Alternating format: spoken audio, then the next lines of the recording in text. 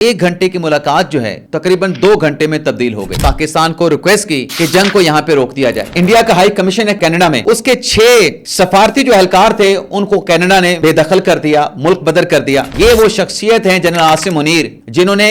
पाक भारत जंग को टालने में अहम किरदार अदा किया। आजाद डिजिटल के साथ मैं हूं इमरान वसीम। नाज़रीन, army chief general Asim Munir की दौरा अमेरिका में जो डोनाल्ड ट्रंप के साथ मुलाकात हुई है, इस कामयाब मुलाकात को लेके भारतीय वज़ीर आज़म नरेंद्र मोदी को अपनी अपोजिशन की जानिब से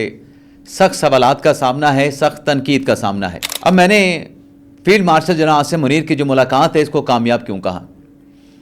सदर ट्रंप के साथ जो मुलाकात का वक्त तय हुआ था ये सिर्फ 1 घंटे की मुलाकात थी, लेकिन जब फील्ड जनरल मार्शल मुलाकात के लिए वाइट हाउस पहुंचे, सदर ट्रंप के साथ उनकी मुलाकात का आगाज़ हुआ और भी उनके काबीना के जो अरकान थे इस मुलाकात में मौजूद थे, तो ये 1 घंटे की मुलाकात जो है वो तकरीबन 2 घंटे में तब्दील हो गई। तो इसलिए मैं इस मुलाकात को कामयाब करार दूंगा। ना सिर्फ मुलाकात को बल्कि आर्मी चीफ आसिम मुनीर का जो दौरा अमेरिका है, आप ये देखें कि एक ऐसे मौके के ऊपर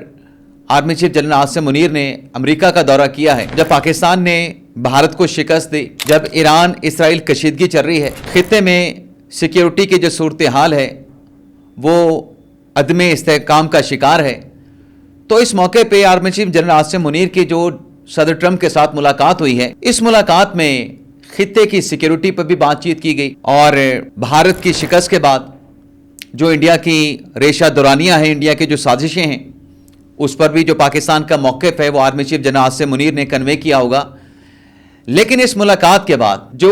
भारतीय वज़ीर आज़म नरेंद्र मोदी को अपनी अपोजिशन की जानिब से सवालात का सामना है, उसमें सवाल ये उठाया जा रहा है, भारतीय वज़ीर आज़म नरेंद्र मोदी से ये सवाल का जवाब मांगा जा रहा है कि आखिर army chief general Asim Munir की जो डोनाल्ड ट्रंप के साथ मुलाकात हुई है, क्या ये भारत की जो डिप्लोमेसी है, जो सफारतकारी है, उसकी नाकामी है?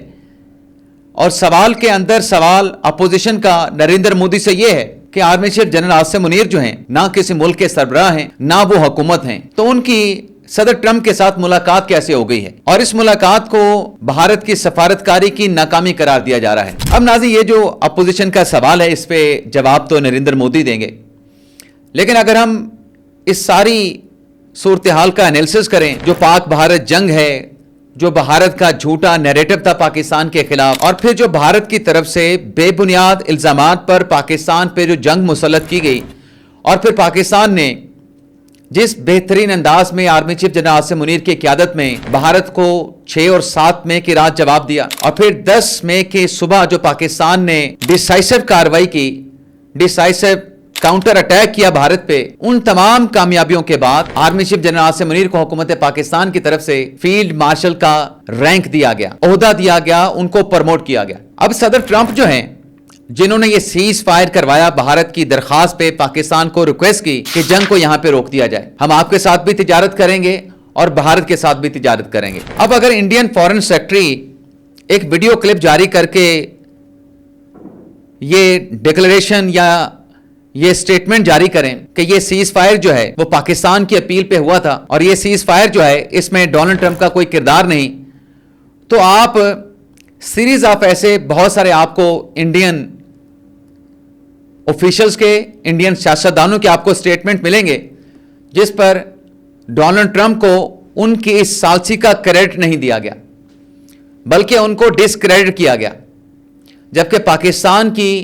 चाहे वो सियासी क़यादत है, चाहे पाकिस्तान की अस्करी क़यादत है, डोनाल्ड ट्रंप का जो क्रेडिट है, जो ड्यू उनको क्रेडिट देना बनता था, वो पाकिस्तान ने दिया। और फिर इस जंग से पहले जो भारत ने हठधर्मी दिखाई, जो पाकिस्तान ने ऑफर किया कि आप तहकीकात करा लें पहलगाम वाक़े की, हम आपके साथ तावन करने के लिए तैयार हैं, तो ये दुनिया के सामने सारी चीजें थी कि भारत के पास सबूत नहीं थे, लेकिन पाकिस्तान ने बड़े दिल का मुजाहरा किया। भारत ने इंतहाई इक़दामात उठाए, 2 मरतबा पाकिस्तान पे हमला किया और पाकिस्तान ने सिर्फ दिफा का हक इस्तेमाल किया। और जब अमेरिका ने इंटरवीन किया, मुदाखलत की, सीज फायर की बात की, तो पाकिस्तान ने उस पर भी वेलकम किया। 10 مئی کے دن کو دوبارہ اگر آپ ریکال کریں کہ جب رات کی تاریکی میں انڈیا کی طرف سے پاکستان کے ایئر بیسز پہ، پاکستان کے ایئرپورٹ پہ اٹیک کیا گیا، اس کے بعد جو پاکستان کا کاؤنٹر جواب تھا، پاکستان ایک ڈرائیونگ پوزیشن پہ تھا جب پاکستان نے 10 مئی کے صبح بھارت کے اوپر کارروائی کا آغاز کیا تھا۔ تو پاکستان کو سیز فائر انڈیا سے مانگنے کی ضرورت کیا تھی؟ انڈیا کے ترجمان خود یہ اعتراف کر رہے ہیں کہ پاکستان نے ان کی 26 ملٹری جو سائٹس ہیں ان کو ٹارگٹ کیا ہے، تو پاکستان کیوں سیز فائر کا مطالبہ کرتا؟ پاکستان نے تو بھارت میں اپنے کاؤنٹر اٹیک سے تباہی پھیلا دی تھی۔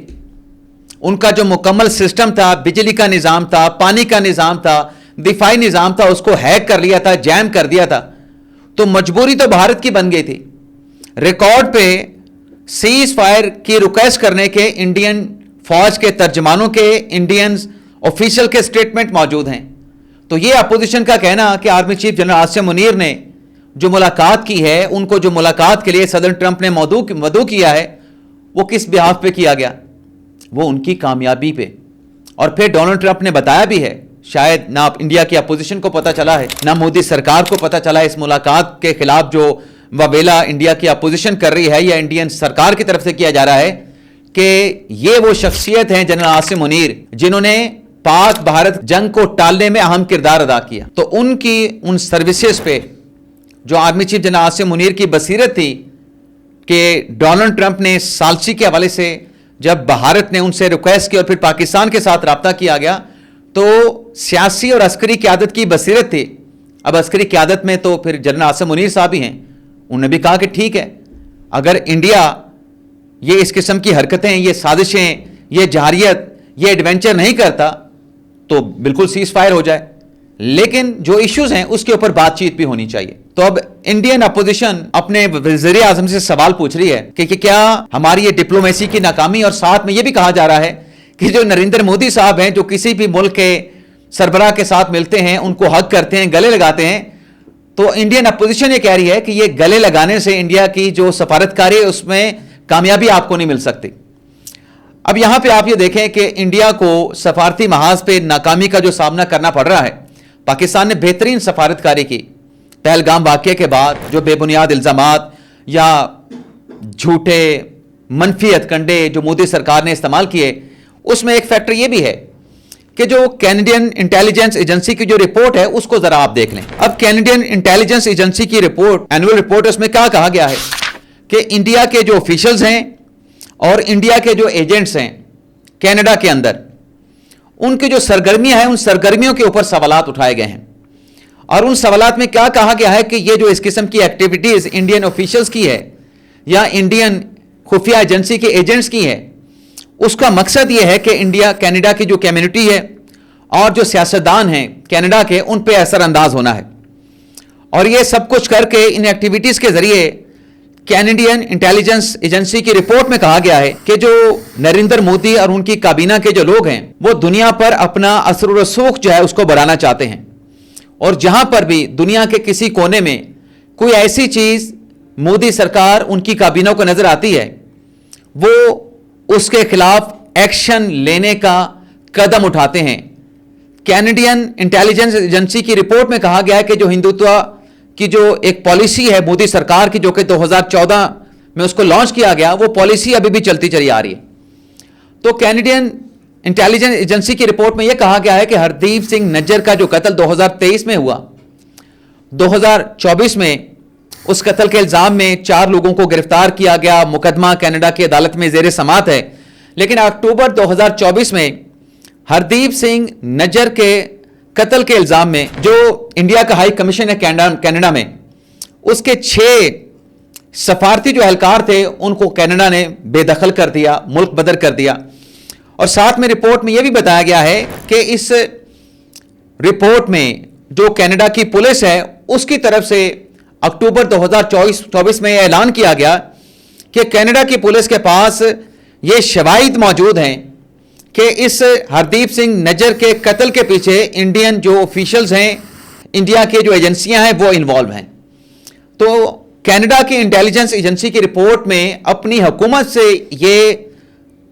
اس کو پرپوز کیا گیا، اس کو ریکمینڈ کیا گیا کہ جو انڈین آفیشلز کی، انڈین ایجنٹس کی جو کینیڈا میں ایکٹیویٹیز ہیں، چاہے وہ مذہب سے جڑی ہیں، یعنی مذہبی ہیں، سیاسی ہیں، ثقافتی ہیں، کینیڈا کو ان تمام ایکٹیویٹیز کے حوالے سے خود کو بے خبر نہیں رکھنا چاہیے، بلکہ ان ایکٹیویٹیز سے کینیڈا کی حکومت کو خبردار رہنا چاہیے، کیونکہ ایسی ایکٹیویٹیز میں انوالو ہو کے جو مداخلت انڈین ایجنٹس اور سرکاری انڈیا کے آفیشل کر رہے ہیں، تو اس کا مقصد یہ ہے کہ ایسی کوئی بات جو انڈیا کے اینٹی انڈیا کوئی بات اگر کوئی چیز سامنے آتی ہے تو ان کے خلاف یہ ایکشن لیتے ہیں۔ تو یہ جو اس قسم کی رپورٹس ہیں وہ بھی مودی سرکار کی جو انڈیا سے باہر اور انڈیا کے اندر جو اس قسم کے ایلیمنٹس ہیں جس کو اینٹی انڈیا یہ سمجھتے ہیں، ان کے خلاف مابرائے قانون اور مابرائے آئین جو ایکشن لیے جاتے ہیں، اس کے اوپر ساری داستان جو ہے اس کینیڈین انٹیلیجنس ایجنسی کی رپورٹ میں جو ہے اس داستان کو رقم کر دیا گیا ہے، تحریر کر دیا گیا، اور یہ آپ یوں سمجھیں کہ ایک پورا کیس ہے انڈین آفیشلز کے خلاف اور انڈیا کی خفیہ ایجنسی کے خلاف۔ اجازت چاہتے ہیں ناظرین، اللہ حافظ۔